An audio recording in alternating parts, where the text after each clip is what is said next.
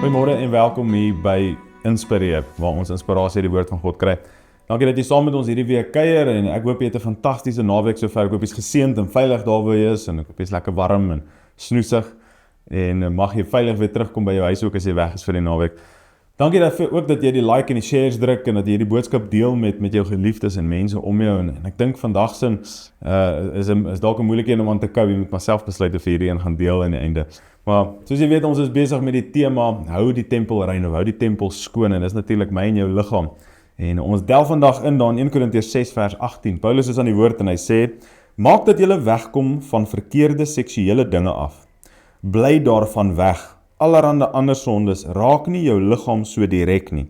Maar as jy op seksuele gebied verkeerde dinge begin doen, is jou liggaam direk daarbey betrokke. Die verkeerde dinge gebeur nie daar ver nie, maar in en met jou liggaam." En hierdie is so belangrik vir die tyd waarin ek en jy bly en ek weet ek kan vandag met jou oor seks praat want almal praat daaroor. Jy sien dit oral. As dit sosiale media is dit 'n advertensie is, seksualiteit word gedryf, ek wil amper sê dit word in jou keel afgedruk. Ons beleef hoe daar nou een of ander maand is wat verkeerde seksualiteit celebrate en so meer.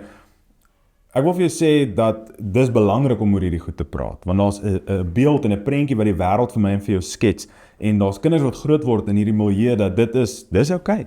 Dit is maar die gebruik, dit is maar die norm, dit is maar hoe ons dit doen. En ek wil vir jou sê, ons as gelowiges het 'n radikale ander roeping. Ons lewe moet radikaal anders lyk. En so ook hierdie tempels van ons. En Paulus kom sê vir ons hier, hy sê seksuele sonde hy sê dit affekteer ons direk. Hy sê niks raak jou liggaam of jou mens is so direk soos seksuele sonde nie. En ek beleef hoe ek sit met jong mense in beradingssessies omdat hulle geval het in 'n gat van seksualiteit waar die wêreld vir hulle gesê het dis okay en na die tyd verstaan hulle nie hoekom hulle hierdie gevoelens het, hoekom hulle sit met depressie, hoekom hulle sit met verwyte en verwerping en hierdie erge gevoelens en van hulle wil hulle eie lewe neem en sommige van hulle doen. En dit alles as gevolg van wat gebeur wanneer 'n mens 'n fisiese verhouding met iemand het, wanneer ons begin rondspeel met ons liggame, omdat ons dink dit is okay. En dis nie 'n oordelende oogpunt vandag nie, dis 'n waarskuwing, dis 'n roep en ek het al in my lewe foute gemaak, te veel, dalk meer as wat jy aan kan dink. En dis regtig net 'n beroep om te sê wat dalk het jy 'n fout gemaak, dalk het jy in 'n gat getrap soos ek. Maar ons kan dit herstel, die Here kan kom en herstel in ons lewe bring en ek en jy kan van vandag af sê, maar weet jy, ek kies om nie so te leef nie.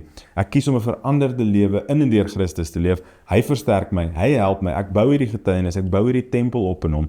En ek bewaar my liggaam van hierdie goed. Ek leef nie 'n wêreldse lewe en gebruik die tempel as 'n bordeel nie, want dis soms wat ek en jy doen. Wanneer ons nie net seksueel verkeer nie, maar ook ander dinge aanhang en ander gode bo hom kies. Maar ek hou die tempel rein, ek en jy. Ons maak seker dat ons onsself nie bevuil en dit lei tot hierdie goed nie. Weet wanneer die Here ons waarsku teen hierdie goed, het hy ons beste in sy hart. Jy weet, hy wil hê ons moet vry wees van hierdie goed. Hy wil hê ons moet 'n rein lewe leef sonder hartseer, sonder depressie, sonder afvalligheid. En hy wil hê ons moet ons liggaam gebruik om hom te eer.